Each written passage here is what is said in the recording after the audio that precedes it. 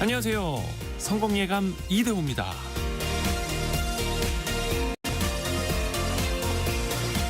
칭찬이 사람을 더 발전시킨다는 건 누구나 아는 사실이죠.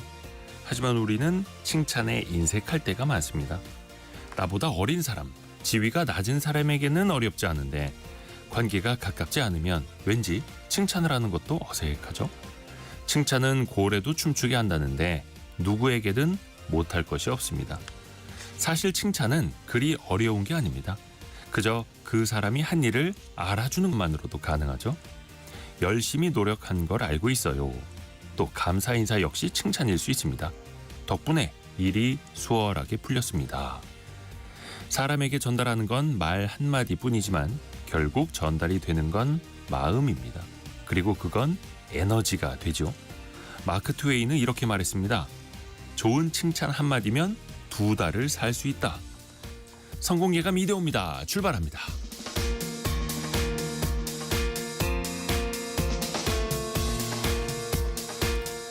안녕하세요. 이대호입니다. 자, 오늘은 4월 3일 목요일 아침입니다.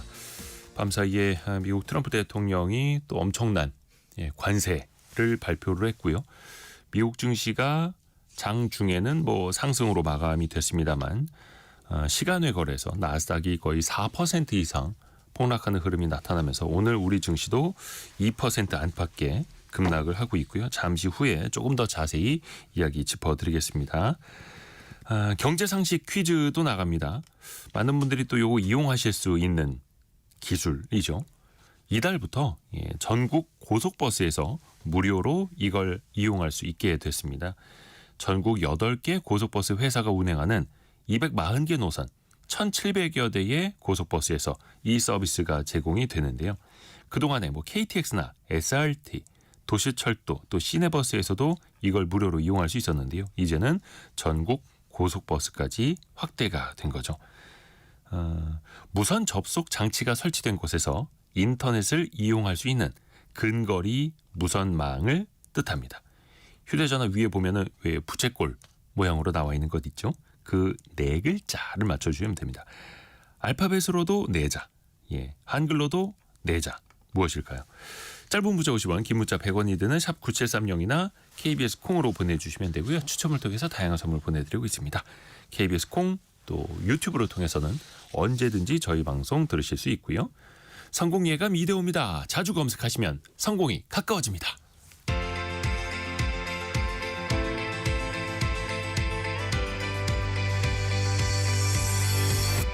KBS 1라디오 성공예감 이대호입니다. 백한용님 정답 초코파이. 눈에 띄는 오답 재밌습니다. 자, 오늘의 경제 뉴스 알고란의 고란 기자와 함께 정리해보죠. 안녕하세요. 네, 안녕하세요. 미국의 상호관세 발표 얘기부터 안 할 수가 없죠. 아마 이거 때문에 뜬 눈으로 밤을 지새우신 국내 투자자분들 많으실 텐데요. 네. 드디어 발표가 됐습니다.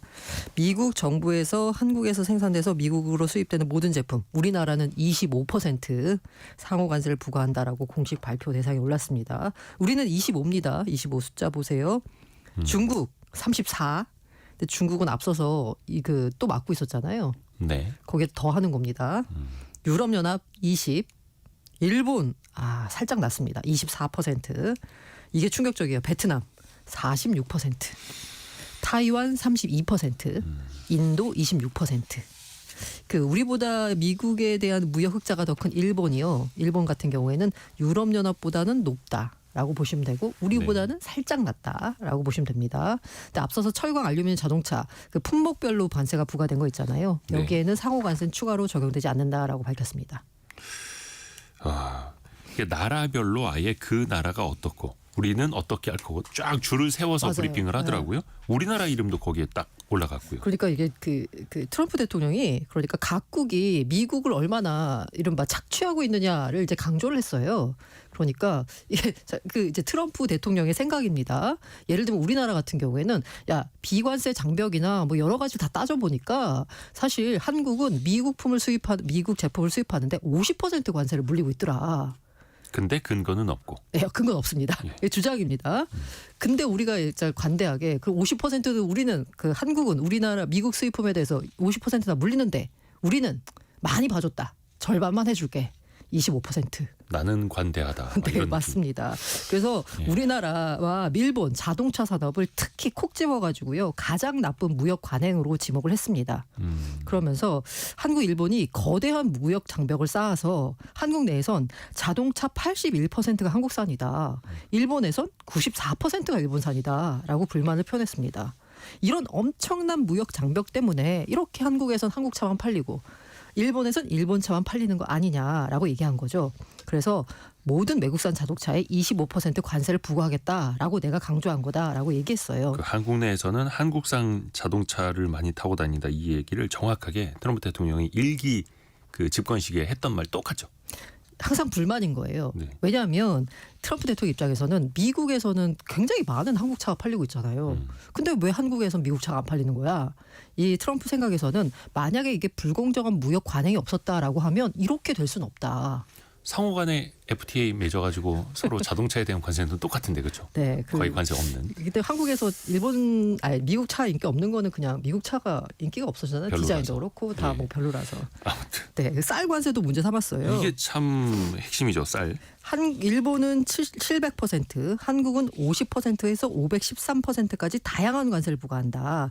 그들은 우리가 쌀을 판매하는 것을 원하지 않는다라고 말했어요. 앞서 사전 브리핑에서 한국 관세가 미국의 4배라는 주장했잖아요. 네. 그리고 4배가 도대체 어디서 왔는지 알 수 없었고 쌀 같은 경우에도 사실 쌀은 이른바 이게 식량 안보와 연결된 문제잖아요.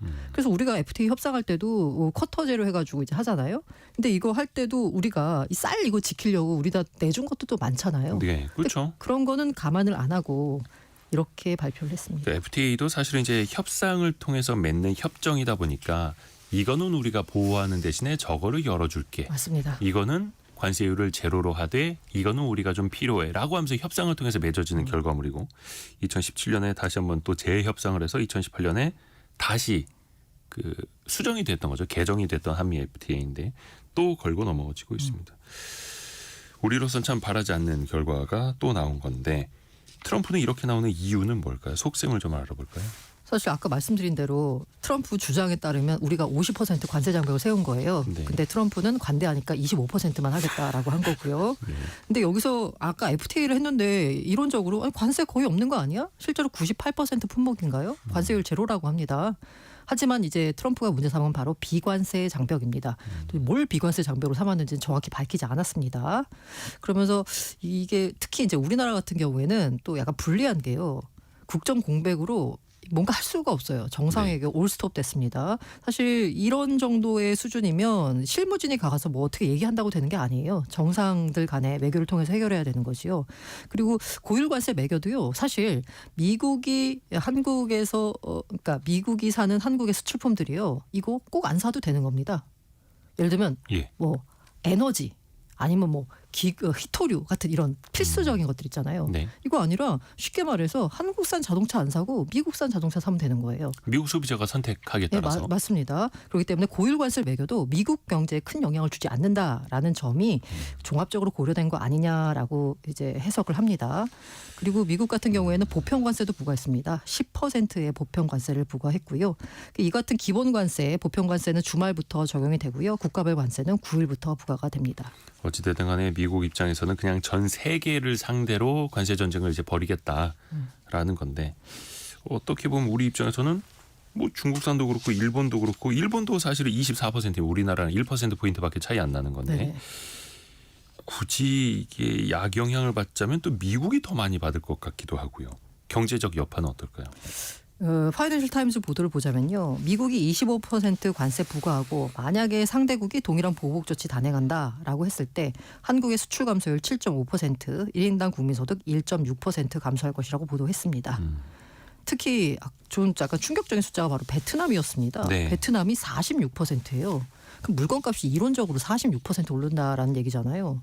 근데 우리 가정기업들 베트남에서 제품 생산으로 해서 미국으로 수출하거든요. 맞죠. 베트남의 최대 수출 기업이 바로 삼성전자입니다. 그렇죠. 근데 여기다 46% 관세를 때려버리면 이거 걱정입니다. 그래서 스마트폰도 그렇고 스마트폰 부품들도 그렇고 가전제품 부품들도 그렇고 베트남에 많이 나가 있는데 물론 베트남 내에서 우리 중소기업들이 베트남에 있는 삼성, LG에 공급하는 거는 뭐 그렇게 큰 영향이 없을 수도 있겠습니다만 거기에서 이제 수출되는 게 또 어찌됐든 간에 관세의 영향을 받으면 돌고 돌아서 그 공급망 서플라이 체인에 다 또 영향을 받을 수밖에 없겠죠. 미국 증시 같은 경우에는 뭐 요게 이제 장 마감 이후에 트럼프 대통령의 발표가 있었어서 본장에서는 반영은 안 됐다가 시간외 거래에서 좀 엄청 반영이 되고 있죠.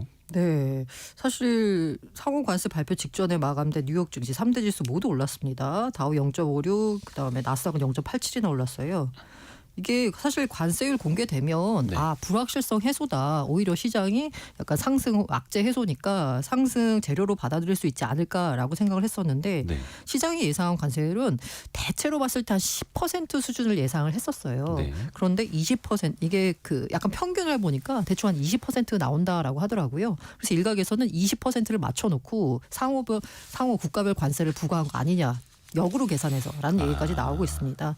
그러니까 예상보다 관세를 높다 보니까 주식시장 실망했고요. 특히나 원래 기대했던 기대감과 반하는 결과가 나왔잖아요. 그러니까 네. 실망감이 즉각적으로 시장에 반영되면서 시간의 거래소에서는 그 하락세를 나타냈고요. 테슬라, 엔비디아 주요 종목들 다 떨어지고 있고요.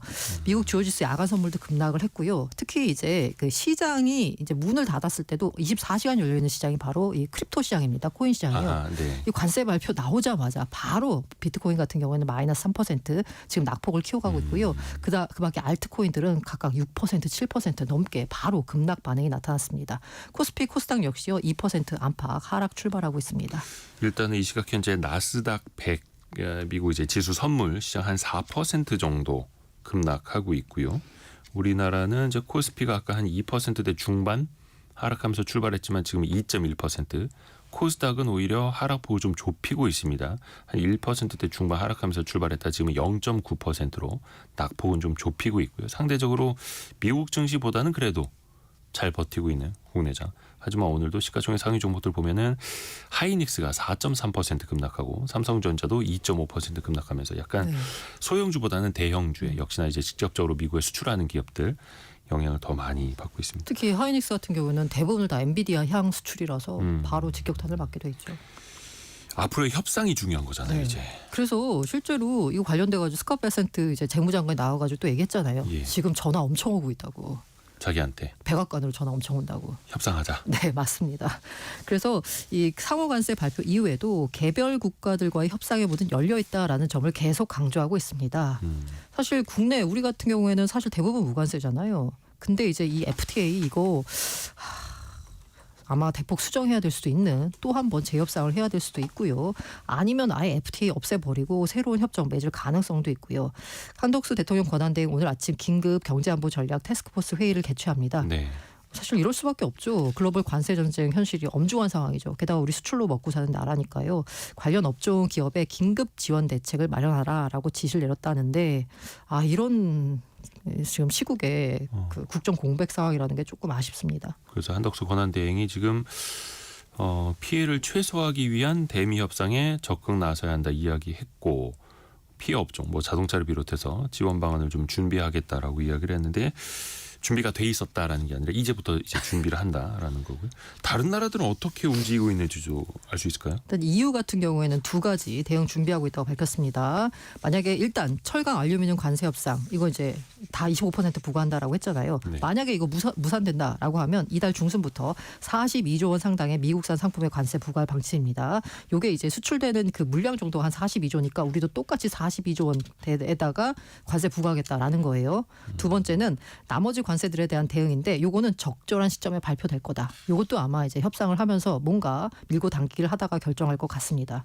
이 영국 같은 경우에는 국익에 따라 모든 옵션을 배제하지 않는다라고 했어요. 그러니까 네. 여차하면 우리 보복 관세 물릴 수도 있어라고 하지만 그 뒤에 붙인 게 협상에 주력하겠다라고 강조를 했습니다. 사실 캐나다 같은 경우에는 상호관세에 대한 보복 의지 강하게 밝혔습니다. 이 새로 신임 총리 같은 경우에 또 경제통으로 알려져 있고 네. 오히려 강력하게 나가야 된다라는 입장인 거고요. 멕시코 같은 경우에는 즉각 맞대응하진 않기로 해서요. 구체적인 뭔가가 나오진 않았습니다. 어쨌든 간에 모든 각국이요. 말은 이제 세게 해도 일단 협상 가능성은 다 열어둔다. 이 여지를 뒀어요. 다 발표를 그렇죠. 하면서.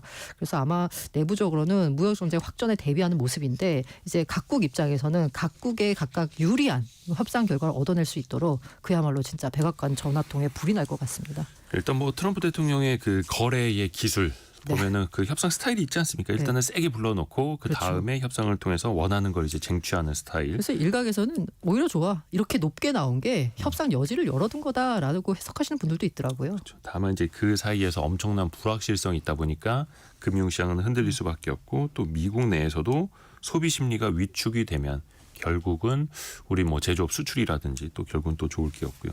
어떻게 풀어나가야 할지 계속해서 좀 지켜보죠. 국내 소식 한 가지 들어볼게요.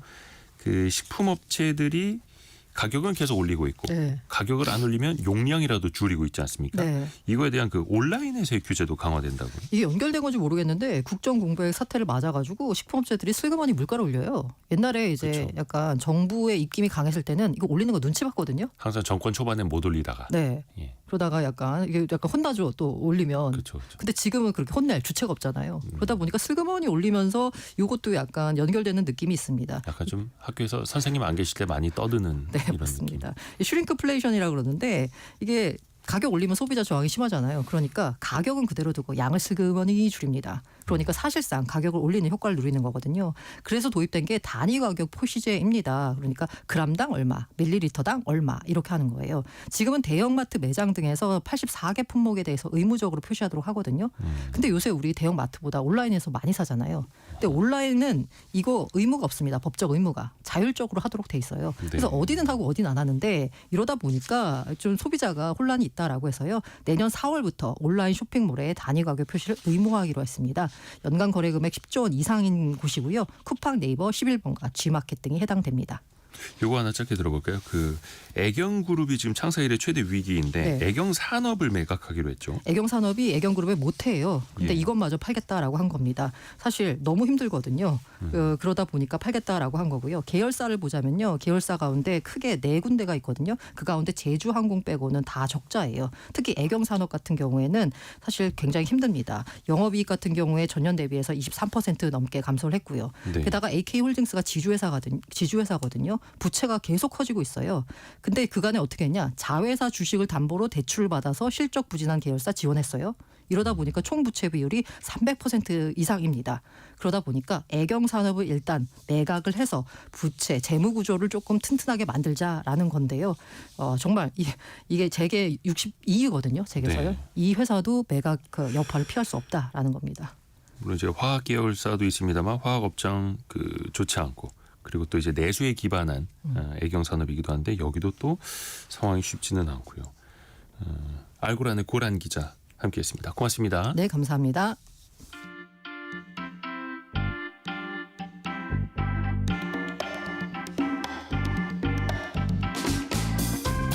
지금 여러분께서는 KBS 일라디오 성공예감 이대호입니다를 듣고 계십니다.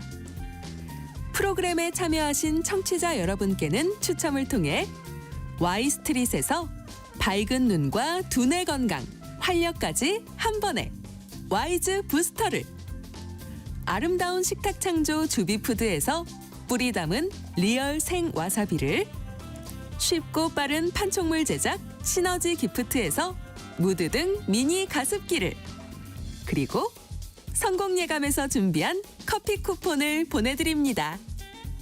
당첨자는 성공예감 이대호입니다 홈페이지에서 확인하세요.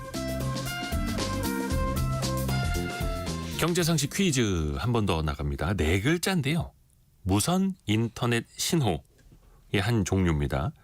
이 공유기가 있다면 여기에서 무선 신호를 보내서 스마트폰, 노트북 같은 이 모바일 기기에도 인터넷을 연결할 수 있게 되죠. 이제는 전국 고속버스에서도 이 통신망을 무료로 사용할 수 있게 된다는 소식 전해드렸는데요. 한 1,700여 대 전국 고속버스에서 다 적용이 된다고 하죠. 탑승객은요 별도의 비밀번호 없이 고속버스 회사 영문명이 적힌 이것 망에 연결해서 버스 안에서 편안하게 이용하실 수 있습니다. 그러면 데이터 요금을 많이 아끼실 수 있겠죠. 많이들 보내주셨는데 서한승님은 이제 버스에서 동영상 보기 편하겠네요. 이렇게 보내주셨습니다. 그렇죠. 특히 이제 고속버스 타고 1시간, 2시간, 3시간 이렇게 가시는데 요 인터넷 3시간 동안 내가 내 데이터 요금 내면서 동영상을 보다 그럼 좀 아까웠었는데 이 덕분에 좀 좋아질 것 같습니다. 그리고 김우수님 우리나라 이거 세계 최고입니다. 그렇죠. 외국인들이 와서도 다들 놀라죠. 7011님은 택시 운전하시나 보네요. 제 택시에도 이걸 갖춰놨습니다. 외국인 손님을 위해서요. 멋진 기사님. 훌륭하십니다. 그리고 1595님은 저는 이것 설치 기사입니다. 인터넷 잘 사용하세요. 요거 집에서 끊기면은 설치 기사님 오실 때까지 답답하죠. 그래서 설치 기사님들 고생 많으십니다. 6525님은 이 신호를 보면 마음이 편안해집니다라고 보내주셨어요. 그 부채꼴로 이제 표기가 되죠. 근데 그 부채꼴에 이 안테나가 하나, 둘, 셋, 넷, 4줄인가요? 떠 있는데 그 중에 한 줄이라도 사라져 있어. 그러면 불안해집니다. 이게 왜 2줄밖에 안 떠 있지? 그 레이턴시라고 하는 좀 지연 시간 생기면 또 답답해하고 약간 한국인의 특성 같기도 한데 영문으로 보내주셔도 좋고요. 그 4글자입니다. 짧은 문자 50원, 긴 문자 100원이 드는 샵 9730이나 KBS 콩으로 정답 보내주십시오. 오늘의 움직임에 주목하고 세상의 흐름을 놓치지 않습니다. 여러분의 내일을 응원하며 성공의 열쇠를 함께 찾아갑니다. 성공예감 이대호입니다.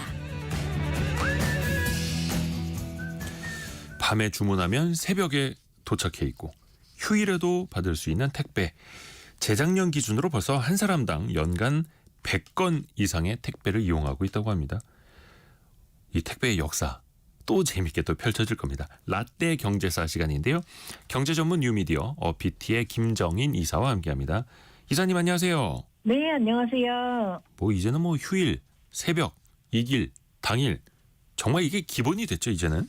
예, 그렇습니다. 사실 국경을 넘어서 시장 포화 상태가 된 유통업계에서요. 네. 이 한 끗 차로 경쟁력을 가르게 되는 게 배송이다 보니까 말씀하신 대로 휴일 배송, 이길 배송, 이제는 1시간 내 배송, 2시간 내 배송도 좀 등장을 하고 있는 것 같아요. 이게 2014년에 쿠팡이 이길 배송, 로켓 배송 서비스라고 하죠. 이걸 시작한 이후에 10년 만에 우리나라 택배 업계가 모두 해야만 하는 서비스가 됐습니다. CJ도 휴일 배송을 시작을 했고요.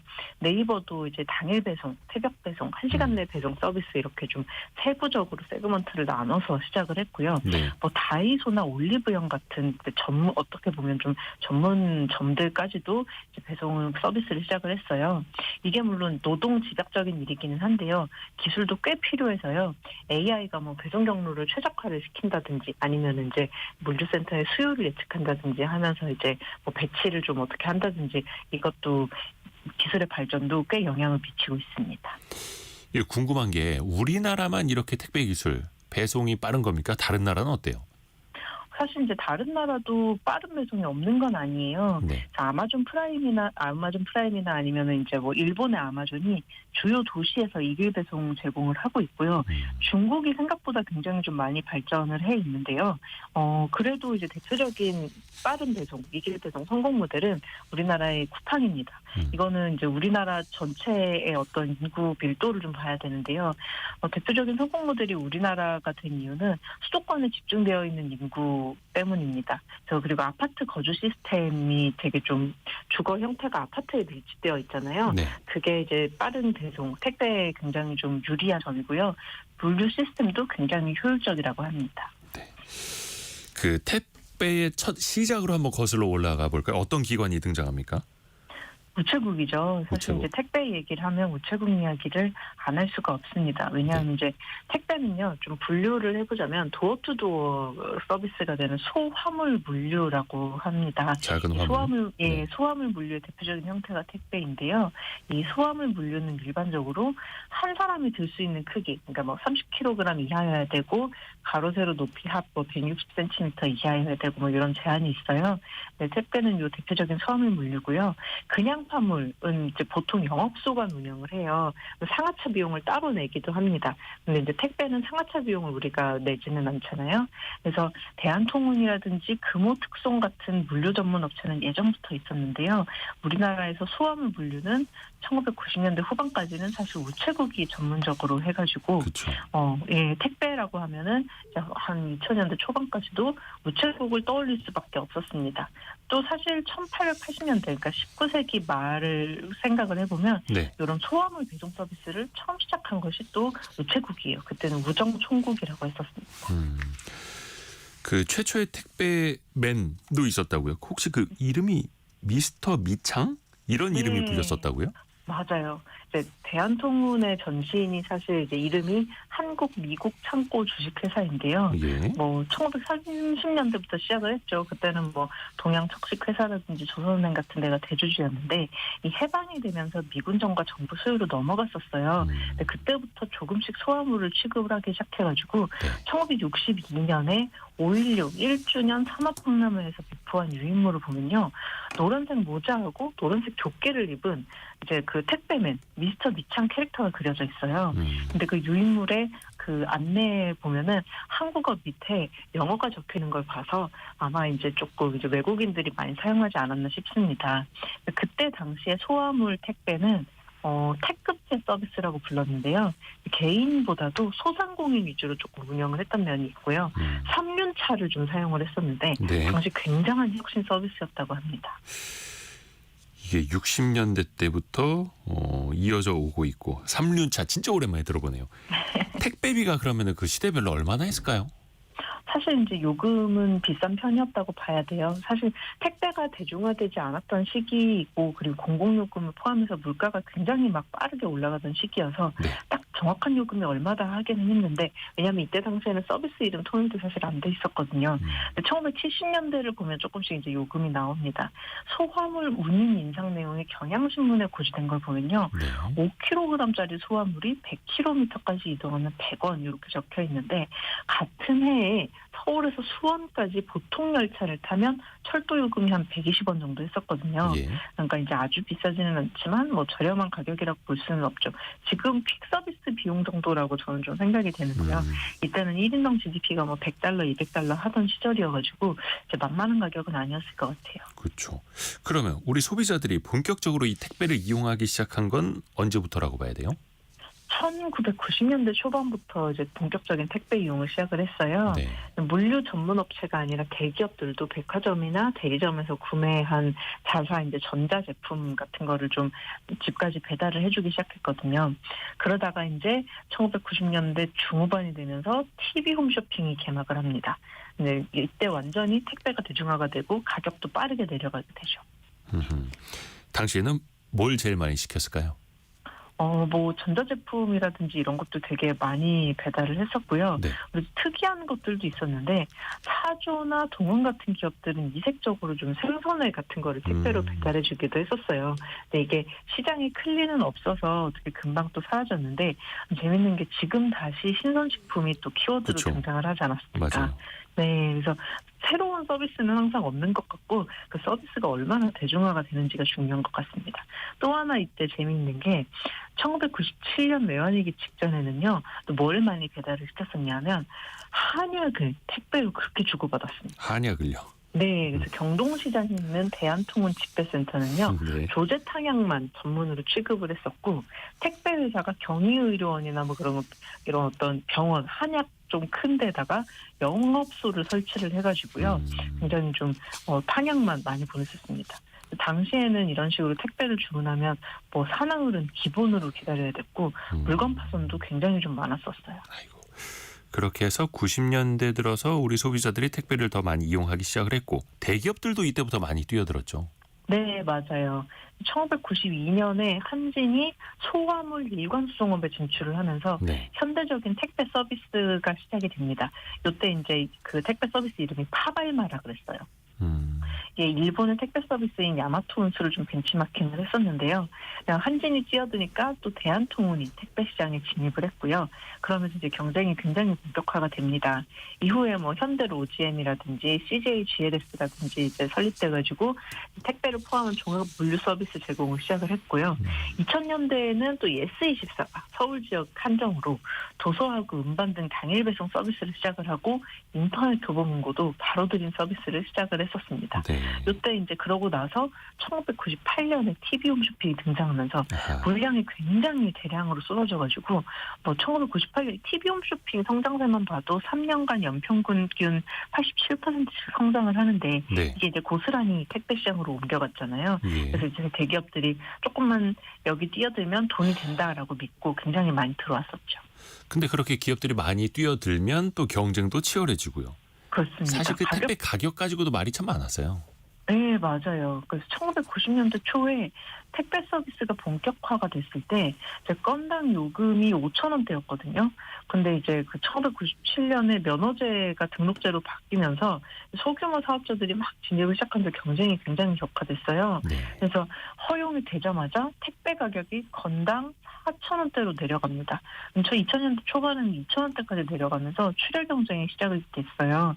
사실 이제 이 택배라는 것이 기술에 있어서 해자가 없는 산업이기 때문에 경쟁을 시작을 하면 치킨 게임을 할 수밖에 없는데요.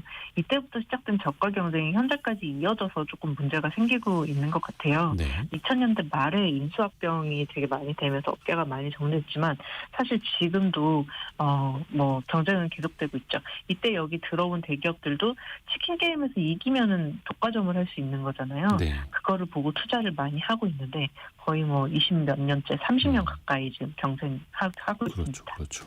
근데 그래도 다행인 거는 계속해서 시장이 커졌다라는 것 아니겠습니까? 특히 이제 네네. 인터넷 쇼핑몰, 인터넷 쇼핑 시대가 되면서 시장은 더 커졌고요.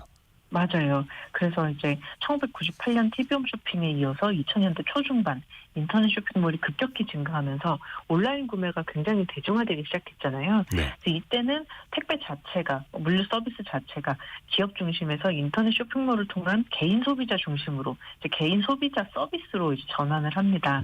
그래서 당시 이제 지마켓이라든지 옥션 같은 오픈마켓, 그때는 오픈마켓이라고 했었는데 맞아요. 그 오픈마켓하고 대형 할인 매장들이 온라인 판매를 강화하면서 택배 수요가 굉장히 증가를 했습니다. 그래서 지금은 이제 소비자 중심으로 해가지고 택배의 속도 경쟁이 되게 붙어 있죠. 로켓 배송, 새벽 배송, 샛별 배송 이런 식으로 경쟁이 심화되어 있고 이 경쟁이 심화된 데는 그런데 우리의 치킨 게임뿐만이 아니라 소비자 생활 패턴 변화도 영향이 좀 있고 또 해외 직구라든지 하는 해외 시장도 열려 있어가지고 글로벌 경쟁이 되어가지고 이것도 좀 경쟁 심화에 영향이 있고요. 물류 자체에도 소비자가 체감될 만큼 드디어 이제 기술 혁신이 좀 생겨나기 시작해서 곧 정리되지 않을까 싶습니다. 이게 사실 일감이 늘어나는 건 참 좋은 일이기는 한데, 근데 그만큼 네. 현장 노동자들은 또 과로에 시달리기도 하고요. 우리 맞아요. 택배 기사님들의 처우 항상 또 이게 도마 위에 오르죠.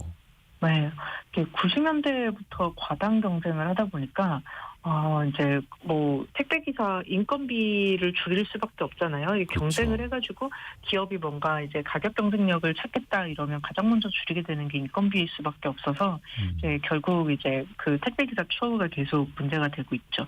2000년대 초반에는 우체국에서 공용요원을 택배 이제 상하차나 이런 업무에 몰래 동원했다가 또 걸리기도 했었어요. 지금도 이제 장시간 노동이라든지 과중한 업무로 택배 기사 과로사 사례가 적지 않습니다. 사실 이제 자동화가 조금 이제 도입을 한다고 해도 아직까지 택배 이제 물건 분류나 상하차 같은 경우에는 자동화가 안 된대요. 택배 사이즈가 다 다르기 때문에 이제 아직까지는 어렵다고 하는데, 그리고 또 물류센터 노동 환경도 그렇게 좋지 못하기 때문에 이제 계속 개선해 나갈 필요가 있어 보입니다. 이 노동 강도가 얼마나 심하냐면, 이른바 이제 현장 속된 말로 막노동, 현장 노동 하시는 분들도 상하차 아르바이트 하루 이틀 갔다 오시면 진짜 고개를 절레절레 하시더라고요. 네, 진짜 맞아요. 힘든 그런데 일이에요. 이 쿠팡 물류센터라든지 이런 데가 지금 고용하는 인원이 결코 적지 않아서 어떤 기사에는 삼성전자보다 더 많은 인원을 고용한다 이런 기사도 또 나기도 했었습니다. 근데 또 요즘에는 로봇 기술 많이 발전하면서 상하차 분류 로봇도 나오고 있고 드론으로 배송하는 것도 지금 시도되고 있고 막 그렇지 않습니까? 네, 앞으로 이 택배 시장은 어떻게 달라질까요? 중국 시장을 좀 보면 앞으로 어떻게 달라질지 좀 보일 것 같은데 네. 중국에서는 드론 택배가 상용화 단계라고 해요. 대도시에서도 이제 교통체증을 피할 수 있는 것이 드론 택배의 강점이고 그리고 뭐 도서 상간 지역은 또 말할 것도 없죠. 사람이 이제 굳이 가지 않아도 드론이 날라다 주니까요. 그래서 되게 재밌었던 내용은 그러니까 지금 음식 배달 플랫폼이 중국에서도 굉장히 인기인데 네. 이 픽업 키오스크를 활용해서 고층 건물에다가 드론 배송을 한다고 해요. 근데 이게 환경적으로도 굉장히 좀 좋다고 합니다. 아, 그래요? 예, 그러니까 자동차보다도 훨씬 이제 탄소 배출이 적대요. 2025년 시장 규모가 21억 달러에 이를 것으로 좀 보여지고 있는데 우리나라도 그러면 이제 드론 택배가 좀 활성화되지 않을까 이런 전망을 하시기도 하는데 근데 우리나라는 조금 어려울 것 같은 게 굉장히 이제 사람들이 몰려서 살잖아요. 그쵸. 인구 밀도가 높잖아요. 그리고 이제 그 되게 좁아서 그리고 군사 지역이 되게 많아요. 근데 이 군사 지역은 대부분이 비행 금지 지역이거든요. 그렇죠. 드론이 택배를 자유롭게 다닐 만큼 날아다니기 좀 힘들다고 합니다. 그래서 인프라가 아직 없고요. 사실 이제 시장이 발생하지 않는 가장 큰 이유는 좀 포괄적으로 봤을 때 인프라를 깔고 뭐 드론을 사들이고 이거를 실제로 적용해보고 하는 비용보다 인건비가 더 저렴하다고 해요. 그래서 아까 말씀드린 그 택배기사 노동 환경에 대한 처우가 좀 개선이 되면 결국 인건비가 좀 올라갈 수밖에 없기 때문에 이게 인건비가 올라가는 어느 이제 균형점에 도달하면 드론 택배가 지금 중국에서 하는 것처럼 좀 되지 않을까 이런 좀 생각도 해봅니다. 이은정님이 그 둘째 대학생 아들이 방학 동안에 상하차 알바를 했는데 디스크가 터져서 입원했다가 어제 퇴원했습니다라고. 김미성님은 택배기사님 노고에 감사드립니다. 이렇게 또 보내주셨고요. 택배시장의 역사, 라떼경제사 시간에 또 들여다봤습니다. 김정인 이사였습니다. 고맙습니다. 감사합니다. 라디오 정보센터 다녀옵니다. 트럼프 미국 대통령이 전 세계를 대상으로 상호 관세를 발표했습니다. 한국에서 생산돼 미국으로 수입되는 모든 제품엔 25%의 관세를 부과했습니다. 트럼프 미국 대통령은 기본적으로 모든 수입품에 10%의 관세율을 부과하겠다고 밝혔습니다. 한국에 더해 중국과 일본, 유럽연합, 대만 등 이른바 최악의 국가에 대해서는 기본 관세 이상의 상호 관세가 부과됐습니다. 국가별 상호 관세율은 한국 25%, 중국 34%, 유럽연합 20%, 대만 32%, 일본 24% 등입니다. 기본 관세는 5일부터, 국가별 관세는 9일부터 부과됩니다. 트럼프 미국 대통령이 발표한 상호 관세가 철강과 알루미늄, 자동차 등에는 적용되지 않는다고 백악관이 밝혔습니다. 미국은 이미 철강 및 알루미늄에 지난달 12일부터 25%의 관세를 부과하고 있습니다. 또 자동차에 대한 25% 관세는 3일부터 시행됩니다. 4.2 재보궐선거의 기초자치단체장 재선거에서 여야 후보가 맞붙은 경남 거제와 충남 아산에서 더불어민주당이, 경북 김천에서는 국민의힘이 승리했습니다. 조국혁신당은 전남 담양군수 재선거에서 민주당을 제치며 창당 후 처음으로 지방자치단체장을 배출했습니다. 국민의힘이 후보를 내지 않은 서울 구로구청장 보궐선거에서는 민주당 후보가 당선됐습니다. 지금까지 라디오 정보센터 뉴스 정한나였습니다. 증시 상황 짧게 짚어드리면 오늘 코스피 코스닥이 한 2% 이상 막 출렁이면서 출발을 했는데요. 미국의 관세 정책 발표 때문에요. 하지만 낙폭을 좁히고 있습니다. 코스피는 1.48% 마이너스 상태인 2,468까지 낙폭을 많이 좁혔고요. 코스닥은 거의 약보합까지 올라왔습니다. 0.3% 약보합 상태인 682까지 조금 그래도 증시 상황은 진정이 되고 있습니다. 여러분 혹시 예전에 시장 가셔서 콩나물 가격 깎아본 적 있으십니까? 아우 저희 어머니도 왜 자꾸 콩나물 가격 100원이라도 깎으려고 하셔가지고 옆에서 막 민망하고 그런데 가성비 참 많이 비교하게 되죠. 조금이라도 똑똑한 소비를 하려고 하는데 오히려 이게 큰 이익도 아니고 또 손해가 될 때가 있다고 합니다. 오히려 큰 금액 소비는 또 깎지 않는 그런 또 어떻게 보면 비합리적인 모습도 나타나는데요. 왜 그런 걸까요? 숨어있는 심리를 한번 같이 배워보시죠. 심리학개론 시간 경남대 심리학과 김태훈 교수와 함께합니다. 안녕하세요 교수님. 네, 안녕하세요. 오늘 재미난 주제네요. 아, 네. 왜 콩나물 가격은 깎으려고 하면서 1, 20만 원짜리는 팍팍 사는가? 제가 오늘 낱낱이 파헤쳐 드리겠습니다. 네. 어떤 게 숨어 있는 겁니까? 일단 제가 개념 하나를 먼저 좀 말씀드리고 출발하는 게 좋을 텐데 네. 2017년에 노벨 경제학상을 받은 리차드 탈러라는 시카고 대학 경제학과 교수가 제안한 개념이에요. 예. 심적 회계, 멘탈 어카운팅이라고 하는데요. 네. 요걸 먼저 알고 가시는 게 되게 좋습니다. 그러니까 우리가 돈을 쓸 때요. 네. 용도별로 머릿속에 계좌 혹은 통장을 만들어 놨다는 거죠. 그러니까 콩나물을 살 때는 콩나물 값이라는 통장이 따로 있고 그다음에 뭐 예를 들어서 냉장고를 산다 그러면 냉장고라는 통장이 따로 있는 겁니다. 아, 머릿속에서 네. 뭐 500원짜리 사는 통장 따로, 네네. 50만 원짜리 네, 사는 네. 통장 따로. 그렇습니다. 그러니까 우리가 돈을 수학적으로 사용한다기보다는 우리의 그 지각하는 거 인식에 맞춰서 사용한다고 생각하셔야 돼요. 때로는 감정에 의해서 영향을 받기도 하고요. 아하, 그래서 이 심적 회계 내 머릿속에 네. 통장이 다 따로 있기 때문이다. 이거 일단 기본적으로 네. 깔고 가야 하는 거고요. 아, 특히 이제 기름 가격 주유소 앞에 의무적으로 네, 네, 가격 네, 표기하게 되어 있는데 10원이라도 싼 데 가고 싶어요. 그럼요. 근데 몇십 원 더 싼 데 찾아가는데 또 기름이 더 많이 들고 가기도 하고 왜 이런 선택을 하는 걸까요? 예를 들어서 네. 기자님 프라이팬을 사려고 하는데 프라이팬이요? 네, 집 바로 앞에 있는 상점에서는 4만 원이에요. 예. 근데 한참 가서 있는 상점에서는 5만 원입니다. 예, 예. 싼데 아니 죄송합니다. 반대로? 3만 원입니다. 집 앞에서는 4만 원. 네, 멀리 좀 가면 차 타고 3만 원. 가면은 3만 원. 네. 아, 이거 비교하게 되죠. 그러면 3만 원짜리 사러 가죠. 근데 소형 세탁기를 사는데요. 세탁기. 집 앞에서는 55만 원이고 예. 조금 가면 54만 원입니다. 만 원 차이. 네. 아, 물론 이제 온라인으로 구매하면 비쌀 것 네, 같기는 네, 네. 한데 그거는 또 생각만큼 또 멀리 가야지라는 생각 확 안 드네요. 그렇죠. 예. 그게 조금 전에 말씀드렸던 그 심적 회계예요. 그러니까 휘발유 값에 대해서도 우리가 통장을 가지고 있다는 겁니다. 네, 그러니까 휘발유는 우리가 굉장히 자주 넣잖아요. 그러니까 정확하게 가격이 어느 정도 되어 있는지 알아요. 알아요, 다 알아. 그러니까 거기서 조금 차이 나면 이거 너무 비싼데 하고 그렇죠. 싼 곳을 찾아가는 거죠. 이번에 20원 올랐네. 바로 알죠. 네, 네. 맨날 검색해서 가고 저도 그러고 있습니다. 그렇죠. 요즘에는 좋은 내비게이션은 그게 얼마인지 주유소별로 또 떠요. 내비게이션에. 네, 네, 그러다 보니까 눈에 더 띄게 되고 또 신경 쓰게 되고 네. 또 하나가 뭐 환율 같은 경우에도 네, 매월 얼마씩 돈을 보내줘야 하는 뭐 유학생이 있는 것도 아닌데 민감하고 네. 관광 가서 사실 이제 써봐야 큰 차이는 안 나고 그렇죠. 또 주차비가 저는 세상 아깝더라고요. 주차비 아끼시는 분들 엄청 많습니다. 아우 내가 거기서 5분 더 지체해가지고 몇백 원 더 올랐네. 아 이거 정말 아깝거든요. 네. 근데 어떻게 보면 이제 우리 삶에 큰 지장을 줄 정도로 큰 돈은 아닌데 왜 이렇게 작은 돈에 일희일비하게 될까요? 그러니까 사람들은 큰 돈보다요 작은 돈에 훨씬 민감합니다. 왜냐하면 작은 돈은 일상적으로 굉장히 자주 접해요.